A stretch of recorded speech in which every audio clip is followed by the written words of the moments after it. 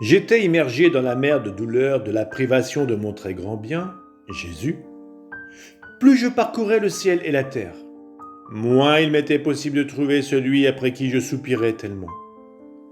Aussi, les eaux de souffrance montaient de plus en plus et me noyaient dans la douleur et la peine. Mais de cette souffrance que seul Jésus peut causer à un pauvre petit cœur qu'il aime. Et parce qu'il est petit, il ne peut soutenir toute l'immensité des eaux amères de la souffrance de sa privation. Par conséquent, il reste noyé et opprimé, en attendant celui après qui il languit tellement et depuis si longtemps. J'étais tout oppressé. Alors mon toujours aimable Jésus se manifesta en moi dans un nuage de lumière. Il me dit : « Fille première-née de ma volonté, pourquoi es-tu si oppressée ? Si tu penses à la chance qui est la tienne, ton oppression va te quitter. Sais-tu ce que signifie être la fille première-née de ma volonté ? Cela signifie être première dans l'amour de notre Père céleste et première entre toutes à être aimée. Cela signifie être première fille de grâce, de lumière, première fille de gloire, première fille propriétaire des richesses de son divin Père, première fille de la création.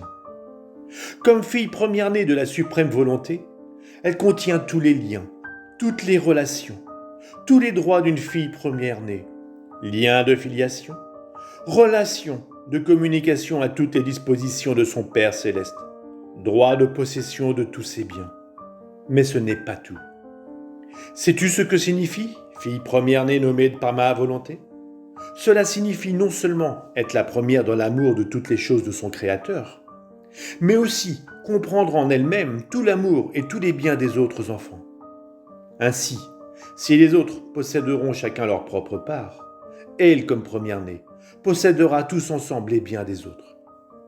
Et cela de droit et avec justice, parce que comme fille première-née, ma volonté lui a tout confié, tout donné. Parce qu'elle est par conséquent l'origine de toute chose, la raison pour laquelle fut créée la création, le dessein pour lequel sont entrés en jeu l'amour et la divine action. Celle qui devait être la fille première-née de notre volonté fut la cause première de toutes les œuvres d'un Dieu. Par conséquent, c'est d'elle que dérivent tous les biens.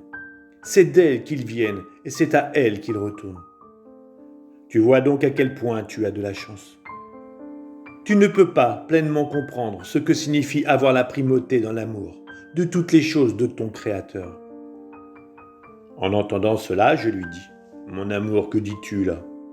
Et de plus, quel bien me vient de cette grande chance dont tu me parles lorsque tu me prives de toi ?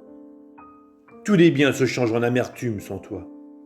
Et je t'ai dit souvent que c'est toi seul que je veux, parce que tu me suffis en tout. Et si j'avais tout sans toi, tout se changerait en martyre et en souffrance indescriptible. L'amour, la grâce, la lumière, la création tout entière me parle de toi. Ils me font savoir qui tu es. Et si je ne te trouve pas, je délire. J'entre dans des angoisses mortelles. Par conséquent, la primauté et les droits de première-née, donne-les à qui tu voudras. Cela ne m'intéresse pas. Si tu veux me rendre heureuse, reste avec moi, toi seule. Cela me suffit. » Et Jésus ajouta : « Ma fille, je dois être tout pour toi. Mais je ne veux pas que tu dises que le reste ne t'intéresse pas. Non, non. Si ce n'est pas assez pour moi de me donner à toi sans te donner toutes mes choses, si cela m'intéresse que tu aies la primauté de la fille première-née, tu dois le vouloir toi aussi. Ne sais-tu pas que mes visites fréquentes sont liées au fait que tu es ma fille première-née ?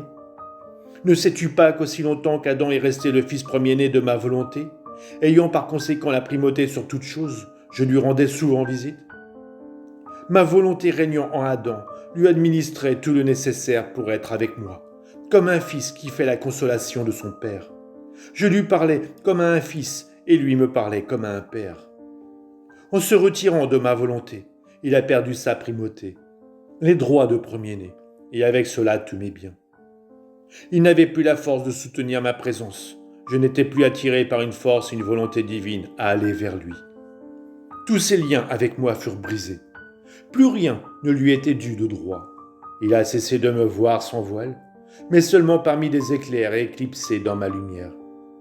Cette lumière de ma volonté qu'il avait rejetée. Ne sais-tu pas que la primauté qu'Adam avait perdue comme premier-né de ma volonté est passée sur toi? C'est à toi que je dois encore tous les biens que je devais mettre en lui, et s'il ne s'était pas retiré de ma volonté? Par conséquent, je te regarde comme la première créature sortie de nos mains, parce que celle qui vit dans ma volonté est toujours première devant son Créateur. Et même si elle n'est plus tard dans le temps, cela ne veut rien dire. Dans notre volonté, celle qui n'en est jamais sortie est toujours première. Tu vois alors que tu dois t'intéresser à tout. Ma venue elle-même est la force irrésistible de ma volonté qui m'attire vers toi et te dispose. Par conséquent, je veux de toi la plus grande gratitude pour avoir la chance d'être la première-née de ma volonté. Je ne savais que répondre. Je demeurais confuse, et au plus profond de mon âme, je dis « Fiat, fiat ».